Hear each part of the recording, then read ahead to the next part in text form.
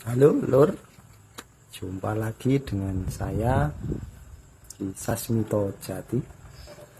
Kali ini saya mau membahas masalah aura.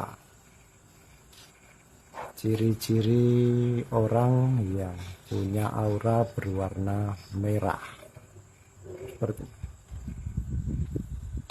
orang yang punya aura berwarna merah, ciri-cirinya orangnya penuh semangat,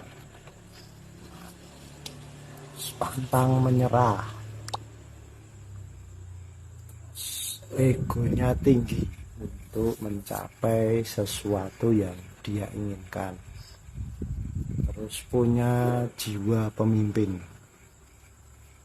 cenderung tidak mau di bawah orang lain, jadi suka memimpin, terus aktif, bersemangat, berani, dan percaya diri.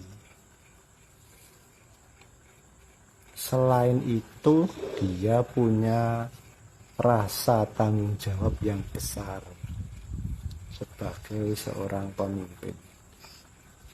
Tapi ada sisi negatifnya. Kalau sedang marah, seringkali menyimpan rasa dendam dan cenderung terlihat kejam. Ya, begitu Lur.